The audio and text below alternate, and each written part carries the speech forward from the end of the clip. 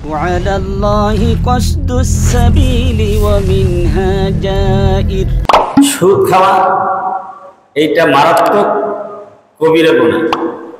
যেসব কবিরা গুনাহ থেকে বেঁচে থাকার জন্য আল্লাহ রাসূল নির্দেশ দিয়েছেন এবং যে সমস্ত কবিরা গুনাহ ঈমান বিধ্বংসী তার মধ্যে অন্যতম হচ্ছে আর রিবা, আকলুর রিবা, সুদ খাওয়া।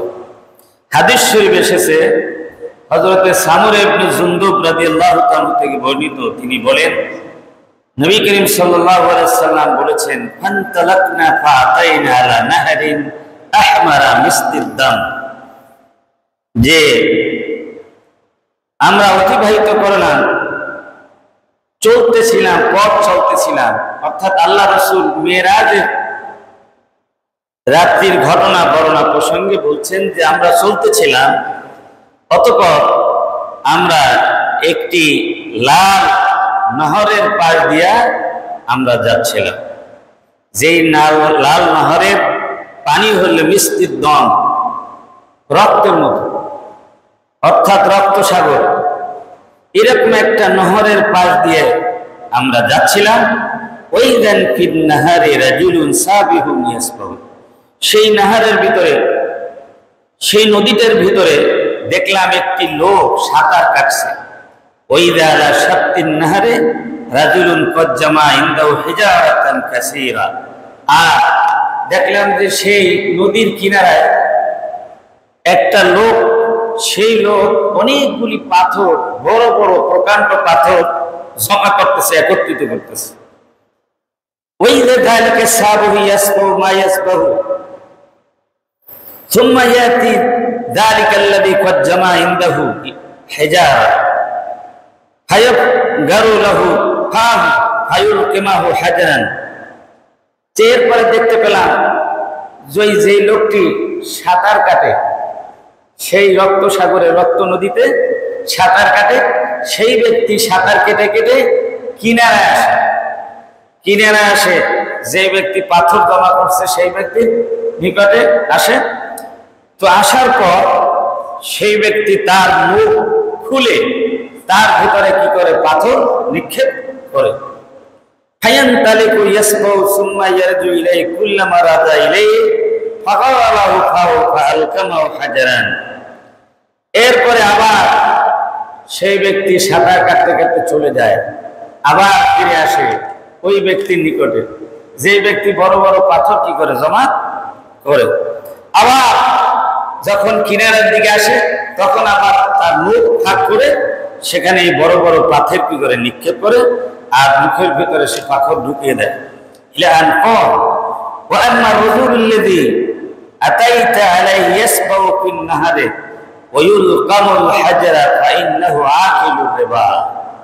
আল্লাহ রাসূল জানতে চাইলেন যে এই ব্যক্তি কে, এই হতভাগ্য ব্যক্তি কে, যে ব্যক্তি এরকম সাঁতার কাটছে আর তার মুখের ভিতরে পাথর নিক্ষেপ করছে, রক্ত নদীর ভিতরে সাঁতার কাটছে আর তার মুখের ভিতরে পাথর নিক্ষেপ করা হচ্ছে, সেই ব্যক্তিকে জবাব আসলো ফাইন্নাহু আকিলুর রিবা, সেই ব্যক্তি হচ্ছে সুদখোর। বলেন নাউযুবিল্লাহ। আর সুদখোরের এই মহা শাস্তি হবে, কবর থেকেই তার শাস্তি কি হবে, শুরু হবে। যে সমস্ত হতভাগ্য ব্যক্তি, পাপীদের কবর থেকেই গুনাহ কারণে শাস্তি শুরু হবে, তার মধ্যে সুদখোর হচ্ছে অন্যতম। অপর একটি হাদিস হযরত আবু হুরায়রা রাদিয়াল্লাহু তাআলা থেকে বর্ণিত, قال قال رسول الله صلى الله عليه وسلم أتيت ليلة أسري بي على قوم بطونهم كالبيوت فيها الحياة طعى من خارج بطونهم। রাসূলুল্লাহ সাল্লাল্লাহু আলাইহি ওয়াসাল্লাম ইরশাদ করেন যে মেরাজ রজনীতে আমি একটি সম্প্রদায়ের পাশ দিয়ে যাচ্ছিলাম, এমন একটা সম্প্রদায়, যে সম্প্রদায়ের পেটগুলো বড় বড় ঘরের মতো, বড় বড় বিল্ডিং এর মতো তাদের পেট, সেই পেট ভর্তি সাপ, পেট ভর্তি কি বড় বড় সাপ। তোরা মিন খারিজি বুতুনিহিম, যে এমন সাপ পেটের ভিতরে তার বাইরে থেকে কি দেখা যায়, বাইরে থেকে দেখা যায় তার পেটের ভিতরে যে সাপ রয়েছে।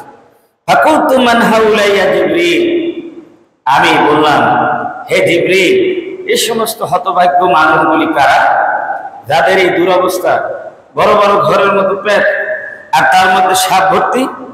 হযরতে জিবরিল আলাইহিস সালাম বললেন, ক্বালা হাউলা আকালাতুর রিবা, এরা হচ্ছে ওই সমস্ত লোক যারা দুনিয়ায় অবৈধভাবে যারা সুদ খেত, অন্যায়ভাবে তারা কি খেত?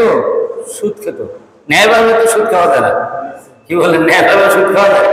সুদ খাওয়াটাই হচ্ছে কি অন্যায় কাজ।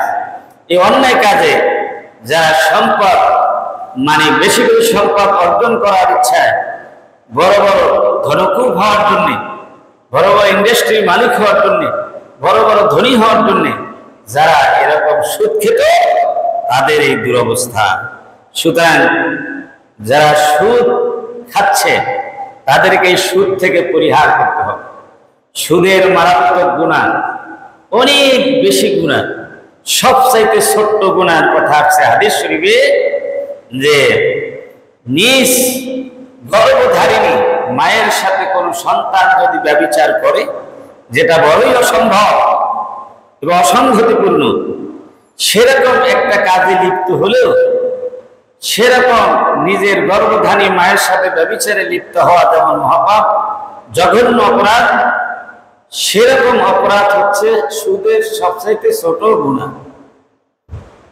বড় গুনার তো কোনো সীমা নেই। এই জন্যে আমাদেরকে কি করতে হবে? সুদ থেকে পরিহার করতে হবে। সুদ লেনদেনের ভিতরে কোনো বরকত নাই, হারামে কোনো আরাম নাই। হারামে কোনো আরাম আছে? নাই। আপনারা দেখেন যে কুকুরের বাচ্চা হয় কতগুলো? অনেকগুলো না? কিন্তু শেষ পর্যন্ত থেকে কয়টা? মোটেই পাওয়া যায় না। একটা টিকলেও টিকে, আবার অনেক কুকুরের বাচ্চা মোটেও ঠিক না। কিন্তু ছাগলের বাচ্চা হয় একটা কি দুইটা, সেগুলি কিন্তু যথা নিয়মে মায়ের হালাল দুধ খেয়ে সে বড় হয়, আর সেটি বান্দার কাজে লাগে। বলেন আল্লাহু আকবার। সুতরাং আমাদেরকে এই জঘন্য অপরাধ থেকে বিরত থাকতে হবে, পরহেজ করে চলতে হবে।